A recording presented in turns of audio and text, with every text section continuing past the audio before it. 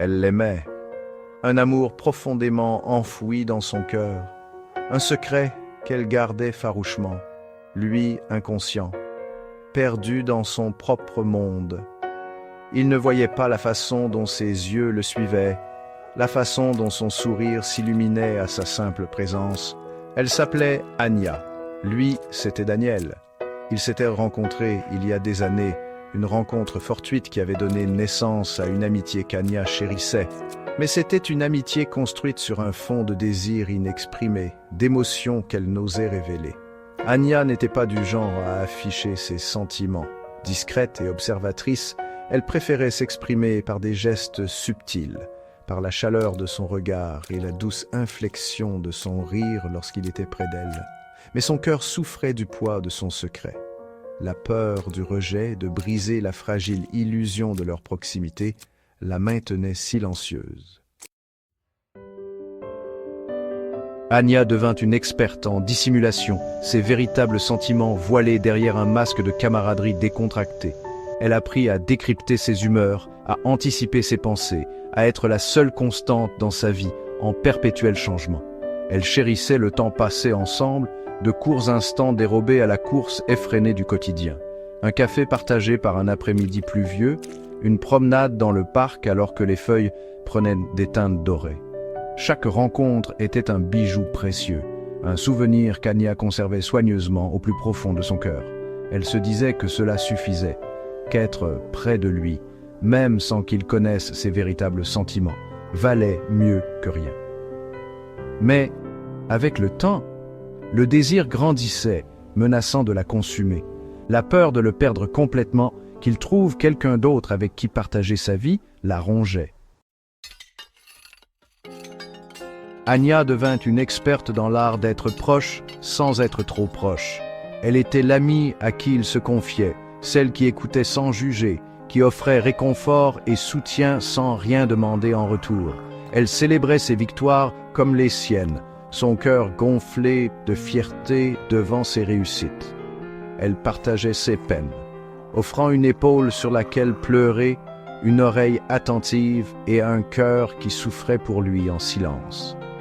Anya avait créé un monde où elle était une partie indispensable de sa vie. Pourtant, sa présence était si subtilement tissée dans le quotidien de Daniel qu'il n'en remettait jamais en question l'importance. Du moins, le croyait-elle. Ce qu'Anya ne voyait pas, aveuglée par son propre amour, c'est que Daniel s'était habitué à sa présence. Il la tenait pour acquise, supposant qu'elle serait toujours là, un roc inébranlable dans la mer agitée de sa vie. Le doute commença à s'insinuer dans l'esprit d'Anya comme des murmures insidieux dans la nuit. Éprouvait-il quelque chose pour elle, ou n'était-elle qu'une compagne pratique, une confidente qui ne demandait rien de plus que son amitié? Elle remarqua la façon dont son regard s'attardait sur d'autres femmes, la façon dont son sourire semblait plus éclatant, son rire plus insouciant lorsqu'il était avec elle. Un nœud de peur glacée se serra dans sa poitrine. Anya essaya de se convaincre que ce n'était que son imagination, que ses sentiments pour lui l'avaient rendue trop sensible. Mais au fond d'elle, elle connaissait la vérité. Il était inconscient de son adoration silencieuse, perdu dans son propre monde où elle n'était rien de plus qu'une amie. La prise de conscience la frappa avec la force d'un coup physique.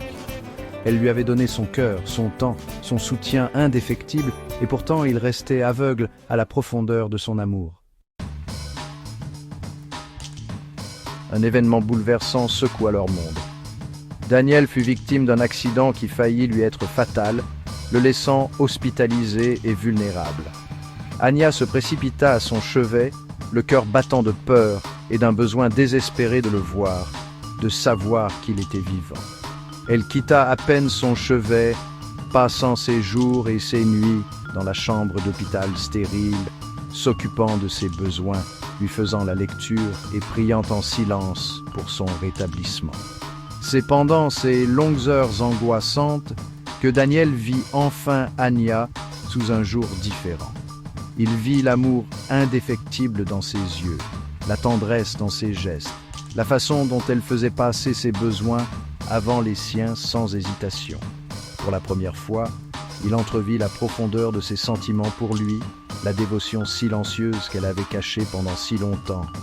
La culpabilité le submergea lorsqu'il réalisa l'étendue de son amour, les sacrifices qu'elle avait faits pour lui, alors que lui était resté inconscient, prisonnier de son propre monde égocentrique.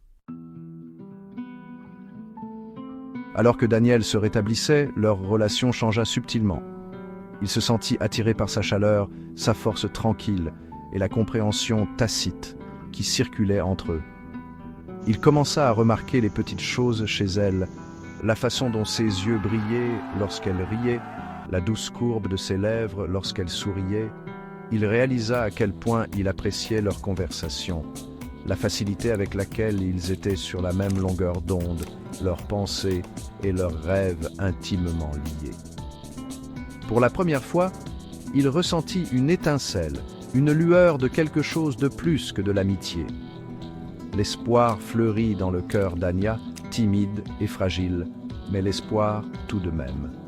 Elle osa croire que peut-être, juste peut-être, il commençait à la voir, à ressentir le lien qui la liait à lui depuis si longtemps.